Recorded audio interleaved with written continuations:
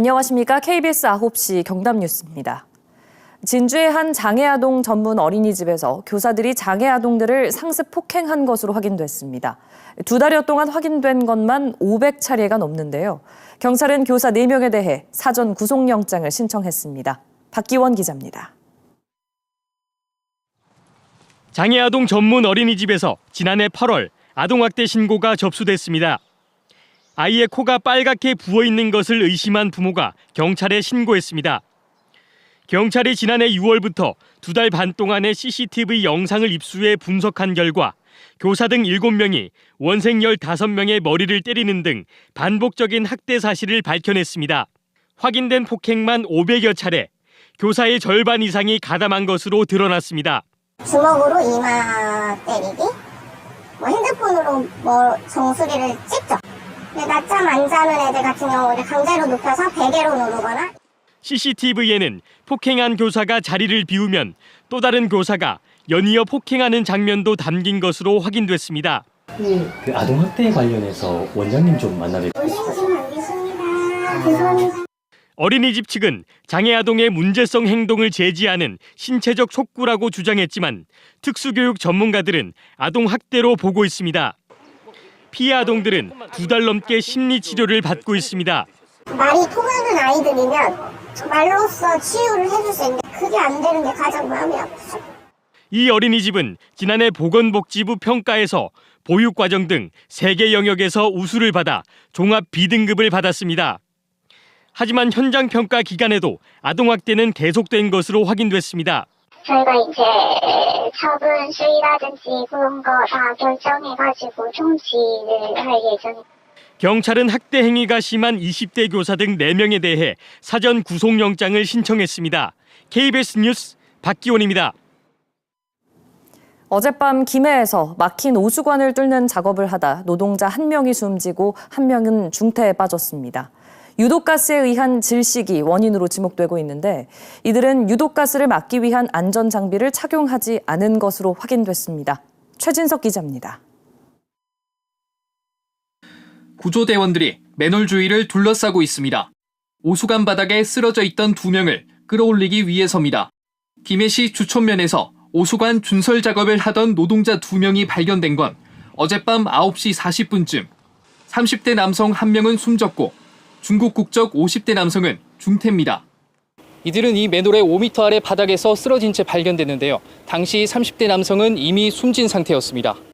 유독가스에 의한 질식이 사고 원인으로 지목되는 가운데 이들은 발견 당시 유독가스 흡입을 막기 위한 안전장비를 착용하지 않았습니다. 업체가 아마 스스로 그런 부분은 갖춰야 될 걸로 알고 있습니다. 저희 시에서 지급을 해주고 하는 건 아니고요. 김해시와 계약으로 준설 작업을 맡은 업체는 50인 미만 사업장으로 내년부터 중대재해처벌법 적용 대상입니다. 이번 작업은 준설차 호스를 오수관에 넣어 이물질을 빨아올리는 것으로 작업자가 맨홀 아래로 내려갈 이유는 없던 것으로 파악됩니다. 현장에 있던 김해시 직원은 작업 2시간여 뒤 현장에서 철수했지만 사고를 당한 노동자들이 왜 밀폐된 공간으로 내려갔는지는 아직 확인되지 않고 있습니다. 그 업체에서 밤늦게까지 이 사람들이 복귀를 안 하니까 그 신청에다가 다시 확인 전화를 한 거고. 경찰은 이들이 오수관에 있었던 이유와 사고 원인 등을 조사하고 있습니다. KBS 뉴스 최진석입니다. 창녕경찰서는 한 폐 알루미늄 공장의 용광로 폭발 사고로 노동자가 다친 사고를 조사하고 있습니다. 경찰 조사 결과 어제 오전 11시 20분쯤 창녕군 대한면 한 폐 알루미늄 공장에서 용광로 폭발 사고로 고온의 쇳물이 튀어 40대 A씨가 얼굴과 허벅지 등에 2도 화상을 입었습니다. 경찰과 소방당국은 알루미늄 용해 작업 과정에서 이물질이 들어가 사고가 난 것으로 보고 사고 경위를 조사하고 있습니다. 지난해 창원 앞바다를 뒤덮었던 정어리 집단 폐사가 올해도 반복될 수 있다는 우려가 나옵니다. 악취 문제로 홍역을 치렀던 창원시는 대책 마련에 고심하고 있습니다. 김효경 기자입니다. 새벽 시간 배 주변으로 은빛 물고기가 하나둘 나타나더니 항구가 물고기로 가득 찹니다. 바로 정어리떼입니다. 지난해 9월 말부터 마산만과 진동만 일대의 정어리떼 집단 폐사체는 226톤. 국립수산과학원은 산소 부족 물덩어리로 인한 집단 폐사로 결론지었습니다. 국립수산과학원은 올해도 남해안 일대 정어리떼가 대거 출몰할 것으로 예상했습니다. 시기는 더 빨라졌습니다.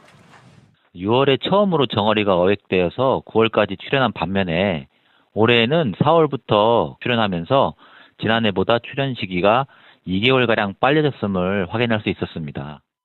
지난해 통영지역 정치망에서 잡힌 물고기 가운데 정어리는 최대 80% 수준이었지만 지난달에는 어획량의 90%를 넘긴 것으로 조사됐습니다. 지난해와 같은 정어리떼 집단 폐사와 악취 민원이 반복될 것이라는 우려가 나오는 이유입니다. 문제는 처리 시설이 마땅치 않다는 점. 창원시는 지난해 수거한 정어리 226톤 가운데 20톤만 비료로 재자원화했습니다. 나머지 200여 톤은 1,700여만 원을 들여 태웠습니다.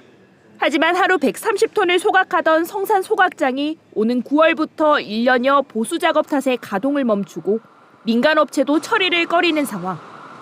창원시는 사료나 비료로 재자원화하는 등 다양한 방안을 고심하고 있습니다. 살아있을 시에는 어민들이 최대한 포획을 할 수 있도록 하고 폐사가 일어난다면 유기질 비료회사 이게 연계해가지고 재활용을 하려고 생각을 하고 있고요. 국립수산과학원은 이달부터 어군 탐지기로 정어리를 탐지하고 DNA를 분석해 정어리떼 규모와 이동 시기 등 정보를 수집하고 있습니다. KBS 뉴스 김효경입니다. 국회의원들이 도의원과 시군의원을 하수인 부리듯이 하고 특권과 특혜에는 의무를 다하지 않고 있다. 경남도의회 본회의장에서 국회의원을 두고 이런 공개 비판이 나왔습니다. 내년 총선을 앞두고 지방의회가 정치개혁을 촉구한 건데요. 천현수 기자가 이 내용 취재했습니다.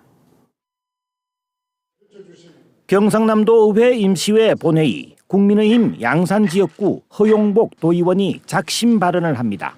국회의원들이 지방의원들을 하수인 부리듯이 해 지방자치를 뿌리부터 흔든다는 겁니다. 지방의원을 마치 자신의 아랫사람이나 부하처럼 여기고 있을 뿐만 아니라 지방의원조차도 공공연하게 국회의원 눈치를 보는 것이 정당마다 공천관리심사위원회가 있지만 지역구 국회의원의 입김과 조직이 지방의원 공천도 사실상 좌우한다는 것. 9번 낙선하고 10번 만에 당선된 허 도의원은 공천제의 폐해를 실감했다는 겁니다. 지방의원 정당 공천 폐지는 선거 때마다 단골 메뉴. 하지만 국회가 받아들이지 않아 왔습니다. 그분들이 입법권을 갖다 보니까 지방의원들에게 권한을 나눠주는 것도 아주 못마땅해 합니다. 자기들이 거의 황제처럼 왕처럼 군림하다시피 하지 않습니까? 지방이 소멸할 위기인데 지방은 여전히 중앙정부와 정치권에 좌우되고 있어 활로를 찾는 데 한계가 있습니다. 국회가 가장 겸손해지는 시기는 내년 4월 22대 국회의원 선거 때까지. 앞으로 10달이 국회의원의 특권을 줄이고 지방자치제 강화를 요구할 수 있는 최적의 시간입니다. KBS 뉴스 천현수입니다.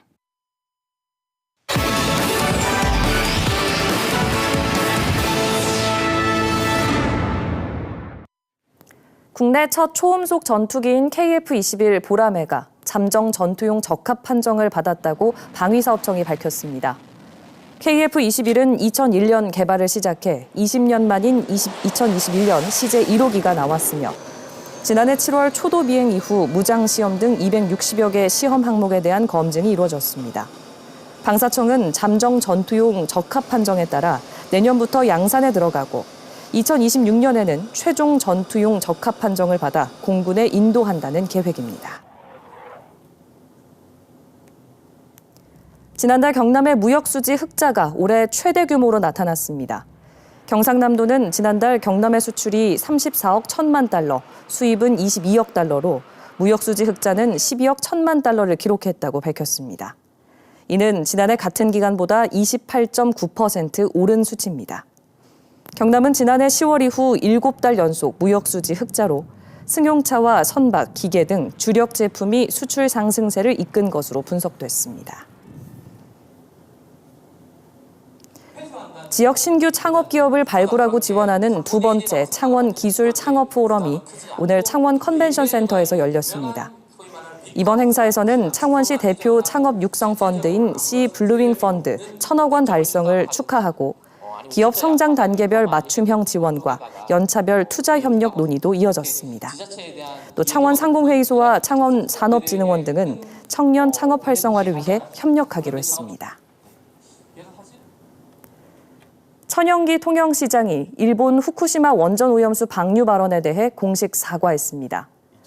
천 시장은 입장문을 통해 수산 분야 피해에 대해 안타까운 마음에서 한 발언이었지만 잘못 표현한 부분이 있다며 시민과 수산인들에게 죄송하다고 밝혔습니다.